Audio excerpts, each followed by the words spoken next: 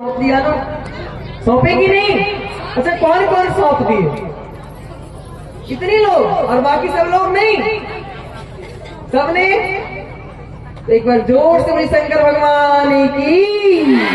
तो कहते क्या है भैया कि भगवान शंकर बोल रहे हैं कि होई सोई जो राम रचि राखा को करी तर्क बढ़ाव शाखा। और रमापति से कह रहे हैं कि हे रमापति, अब आप ही जानो कि सती का क्या होगा।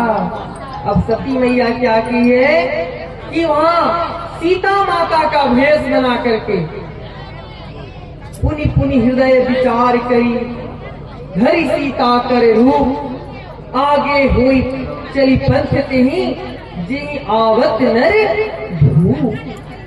पुनि पुनि हृदय में जब उस राम जी के निकट गई तो अपने हृदय में विचार करी कि मैं कैसे परीक्षा लूं, आखिर मैं कैसे परीक्षा लूं। और उन्होंने जल्दबाजी में क्या किया, स्वयं जगत जननी होकर के भी सीता माता का भेष बना लिया और सीता माता का रूप ला करके भगवान श्री राम के आगे आगे चलने लगी। लेकिन मैया कहते हैं कि नकल के लिए भी अकल की आवश्यकता होती है। क्या होती है? अकल की आवश्यकता होती है। अगर नकल करनी है और अकल नहीं है तो आपकी नकल किसी काम का नहीं है। तो माता सती ने सीता माता का भेष तो बना लिया लेकिन उनकी नकल नहीं कर पाया। क्यों? क्योंकि माता सीता का रूप तो बना लिया लेकिन वो रामचंद्र जी के आगे आगे चलने लगी। और माता सीता कभी भी भगवान के आगे आगे वो सदा भगवान श्री राम के साथ साथ चलती थी, उनके पीछे पीछे, लेकिन उनके आगे कभी नहीं चलती थी, आगे कभी नहीं चलती थी। लक्ष्मण जी जैसे देखे तो उनके मन में चिंता हुई, बोले भैया भाभी। राम जी बोले लक्ष्मण शांत, भाभी उनकी मन भरमा गई क्योंकि उनकी रूप देख करके। लेकिन राम तो पर ब्रह्म सब जान रहे थे। वह बढ़े और जैसे ही माता सती के पास गए तो उनके अपने भगवान शंकर के आराध्य का नाम अर्थात देवादिदेव महादेव का नाम लेते हुए कहते हैं क्या कि हे माता, हे जगत जननी, आप अकेले इस वन में क्यों फिर रही हैं? बताइए विष केतु कहाँ गए, अर्थात मेरे आराध्य कहाँ गए? किस कारण से आप अकेले यहाँ फिर रही हैं? और उन्हें माता कह करके प्रणाम करते हैं। जैसे ही सती माता को भगवान श्री रामचंद्र जी माता कह के प्रणाम किए, माता सती लज्जा से भर गई और वह आंख बंद करके वहीं बैठ गई। माता सती जैसे ही नेत्र बंद की, चारों ओर उनको राम सीता राम सीता राम सीता राम सीता राम सीता ही दिखाई देने लगे। चारों ओर क्या दिखाई देने लगे? राम और सीता, राम और माता जानकी ही दिखाई देने लगे। कुछ समय बाद जब भगवान श्री रामचंद्र जी वहां से चले गए और माता अपनी नेत्र खोलती हैं तो देखती हैं वहां कुछ भी नहीं। माता सती लज्जा से भर आई और वो सोची कि मैं अब भगवान को, वृषकेतु को, शंकर जी को क्या जवाब दूंगी। उन्होंने तो मुझे मना किया था कि मत जाओ, वो परब्रह्म है, लेकिन मैंने आज उनकी बातों को मान करके अच्छा नहीं किया। भैया एक समय की बात है कि दो बहनें हुआ करती थी, दो बहनें हुआ करती थी, एक गंगा और एक यमुना।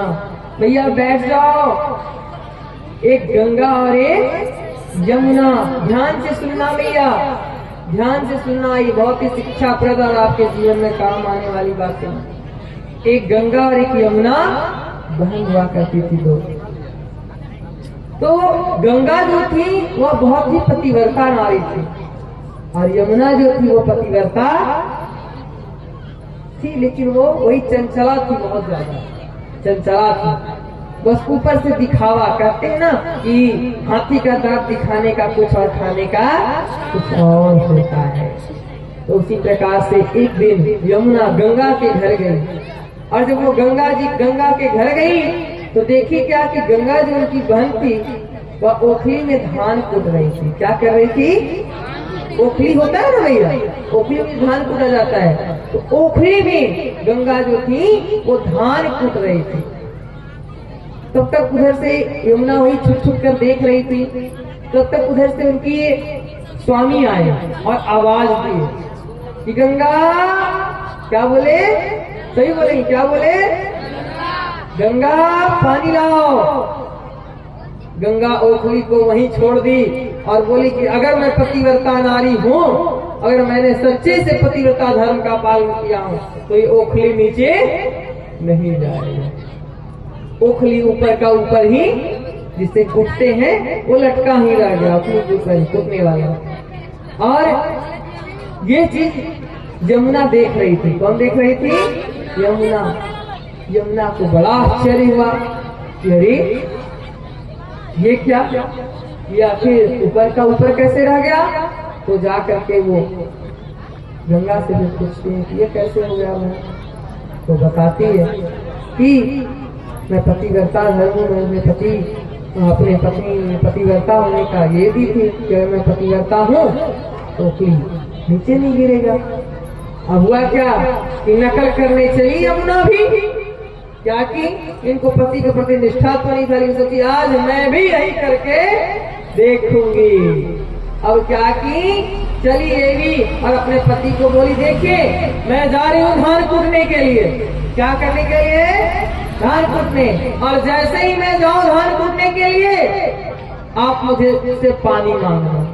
उनके पति इंतजार कर रहे थे, देखे कि वो धान की ओखली लेकर चले तो यमुना भी उधर से आवाज दी, यमुना पानी लाओ। अब यमुना छोड़ी। अब छोड़ी तो बात क्या था, नाक कान बराबर हो गया। क्यों? क्योंकि नकल की लेकिन अकल नहीं था। गंगा पतिव्रता थी और यमुना दिखावा कर रही थी, तो उनका जैसे छोड़ी उनका नाक कान में चोट लग गया, बराबर हो गया। तो इसीलिए कहते हैं नकल के लिए अकल की भी जरूरी होती है, पहली। और दूसरी में यह आज भी गाँव देहात में आप देखते होंगे कि कभी भी लोग कहते हैं कि सास को बहू की साड़ी नहीं पहने। अब बोलोगे बाबा आप आए और हम लोग सास बहू में लड़ाई लगवा दे रहे हैं, कितना अच्छा लोग सास बहू एक दूसरे का साड़ी पहन कर रहते हैं, हाँ बहू को बेटी कहते हैं। लेकिन भैया ये नहीं, ये सत्य है कि सास को बहू की साड़ी नहीं पहननी चाहिए। बोलो क्यों? पूछो। शंका तो हुई होगी कि बाबा चले लड़ाई लगवाने, फिर छोटा छोटी करवाएंगे हम लोगों में। नहीं नहीं, मैं शांति करवाने आया हूँ, मैं आप लोगों को कथा सुनाने करवाने आया हूँ। तो इसलिए नहीं पहनाना चाहिए भैया। सती ने क्या किया? सीता जी का भेष बनाया, उनकी वस्त्र को धारण किया। तो आप बताओ कि आपके पति मान लो बाहर गए कमाने के लिए या दुकान गए किसी काम से, और आप अपनी उनके पत्नी की साड़ी पहन करके बहू की साड़ी पहन लिया, और बेटा अगर आपका बाहर से आए और आप पीछे से जा रही हो, मंदिर के पास हो और बेटा आपका स्टेज के पास है, जो वो पीछे से देखेगा तो उसको क्या लगेगा कि मेरी पत्नी जा रही है। क्या लगेगा कि मेरी पत्नी जा रही है। तो ना चाह के भी अपनी माँ के प्रति उसका भाव क्या आ गया कि मेरी पत्नी जा रही है। और पत्नी अगर पहन ली माँ की साड़ी तो क्या आ गया कि मेरी माँ जा रही है।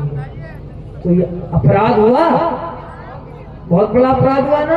तो इसलिए अभी भी गांवों में लोग कहते हैं कि नहीं, सास को बहू की साड़ी नहीं पहननी चाहिए। भीम विश्यावरणाम चंद्र की